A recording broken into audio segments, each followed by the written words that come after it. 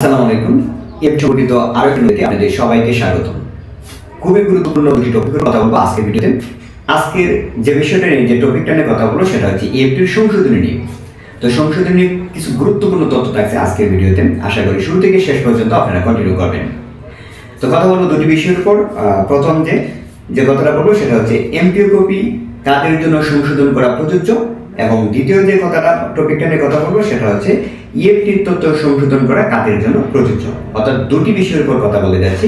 প্রথমটা হচ্ছে কারা কারা এমপিও কপি সংশোধন করবেন এবং কারা কারা ইএফটির ড্যাশবোর্ডে তথ্য সংশোধন করবেন। শুরুতে আমরা চলে আসি এমপিও কপি সংশোধনের ক্ষেত্রে। তো এমপিও কপি কারা কারা সংশোধন করবেন?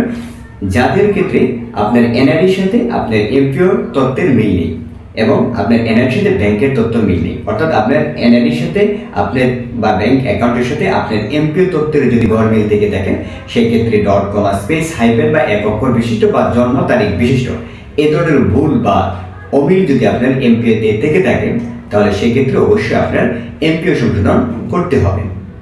কিন্তু যদি আপনার এই ধরনের কোনো তথ্য এমপিওর সাথে কোনো তথ্যের এনআইডি বা ব্যাংক অ্যাকাউন্টের যদি কোনো তথ্যের অমিল আপনার না থেকে থাকে, সেই ক্ষেত্রে আপনার এমপিও সংশোধন করা লাগবে না। এবার আসুন তাহলে ইএফটিতে কারা কারা তথ্য সংশোধন করবেন। দেখুন ইএফটিতে তথ্য কারা কারা সংশোধন করবেন।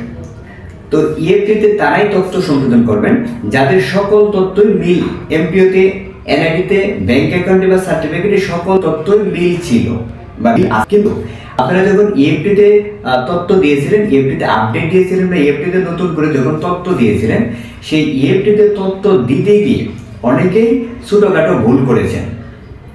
এখন ইএফটিতে তথ্য দিতে গিয়ে আপনারা ডট কমা স্পেস হাইফেন বা এক অক্ষর বিশিষ্ট কিছু ভুল আপনারা করেছিলেন। এখন এই ভুলগুলো করার পর এখন যদি আপনার ইএফটির যে এডিট অপশন, ইএফটিতে ড্যাশবোর্ডে যে এডিট অপশন যদি আপনার এসে থাকে, ভুল করার পরেও যদি আপনার ইএফটিতে এডিট অপশন এসে থাকে, সেই ক্ষেত্রে আপনাকে এডিট অপশন এসে থাকলে অবশ্যই আপনাকে ইএফটির মধ্যে অবশ্যই তথ্য সংশোধন করে দিতে হবে। আর যদি আপনার এডিট অপশন না আসে, তাহলে তো আপনি তথ্য সংশোধন করার কোনো আপনার সুযোগই নেই বা তথ্য সংশোধন করতে পারবেন না। তাহলে ধরে নেবেন যে আপনার হয়তো তথ্য ইএফটিতে তথ্য সংশোধন করা লাগবে না। কিন্তু অনেকে বলে থাকেন যে না, আপনার ইএফটির তথ্যের সাথে অন্যান্য তথ্যের অমিল আছে কিন্তু ইএফটিতে এডিট অপশন আসছে না। তাহলে আপনার জন্য বলবো হয়তো বা এডিট অপশন এসে যেতে পারে। আর এডিট অপশন আসলে অবশ্যই আপনার ইএফটিতে অবশ্যই আপনার তথ্যগুলো সংশোধন করে দিয়ে দিবেন।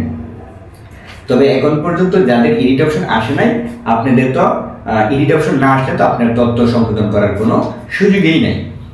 আশা করি বিষয়টি বুঝতে পেরেছেন যে আসলে কারা কারা এমপিও তথ্য সংশোধন করবেন এবং কারা কারা ইএফটি তথ্য সংশোধন করবেন।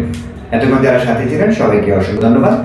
ভালো লাগলে অবশ্যই লাইক, কমেন্ট এবং সাবস্ক্রাইব করে পাশে থাকবেন। এবং আপনাদের কি ধরনের ভুল আছে এবং কি ধরনের ভুল আপনাদের আছে আপনারা বুঝতেছেন না, কোথায় করবেন, তাহলে অবশ্যই কমেন্ট বক্সে জানাবেন। আপনাদের কমেন্টের আলোকে অবশ্যই নেক্সট ভিডিও নিয়ে আসবো।